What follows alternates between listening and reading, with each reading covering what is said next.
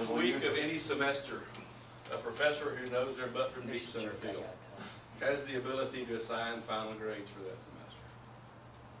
And they spend the rest of the semester justifying those grades to themselves. That's a true statement. You'll never find a prof today tell you the truth. So what do you find about the folks who have the most persistence?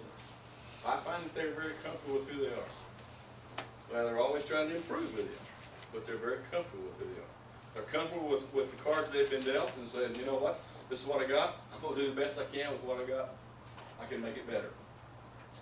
They're always trying to make somebody else better. They learned that their success normally comes from standing on somebody else's shoulders, and there comes a time when somebody's going to stand on their shoulders. They have to do that. The third is that every one of them is not, their calendar is a zoo. It's horrible. You cannot imagine the amount of time and energy that they spend. It's hectic. It's horrible. You never give a job to an individual who has enough time to do it. You always give a job to the person who is the busiest and the most behind, because A, they will learn a way to be efficient, and B, they'll learn how to make sure that they get it on schedule. Also notice that the people with the most persistence have a concept of the long view. Not just right now, today, but 2 buoys out, 3 buoys out, maybe even 4 buoys out. I'm not talking about fortune tellers, I'm just talking about the concept of the long view. Dots on the horizon. They're always looking for the dots on the horizon. Where do they consist of? I find that the people who are most persistent have an avocation as well as a vocation. And I find that most of them are as passionate about their avocation as they are about their vocation. I also find that most of them know the difference between the two. And they have the ability to switch back and forth. And the avocation is a release, but it's nearly always a learning process. So what they learn in the avocation, they use as something to help them along with the vocation. They never stop learning.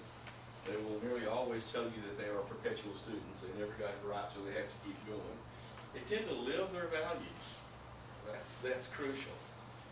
They don't have to be this person today and somebody else tomorrow. They are pretty consistent in their life, and they tend to have values-driven commitments. I'm not talking religion. I'm talking a set of values that they perceive to be most important. They take pride in other people's accomplishments. Matter of fact, they get as much pride out of their friends' accomplishments and their acquaintances and their kids as they do their own, if not more. They always have time for you.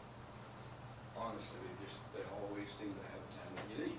They're very, very, very, very competitive. And that's 4 areas, and you never use more than 5 in life. But people who are persistent seem to be so competitive that it's almost nauseating. That's okay, as long as you understand where they're coming from. And the last thing that I would tell you that I have noticed about people who are consistently persistent is that they have unparalleled integrity. I want to talk about that word for a few minutes. I'm not going to keep you much longer, but that's one of my key words. I saw a sign back here the first time I walked in that room, about that has integrity up there. This is 4 or 5 key words that I think are crucial. I'm a word freak, and this is one of my favorite words in the world. Accountability is one of my favorite words in the world, and integrity is one of my favorite words in the world. So let me just talk with you just a few minutes about integrity. And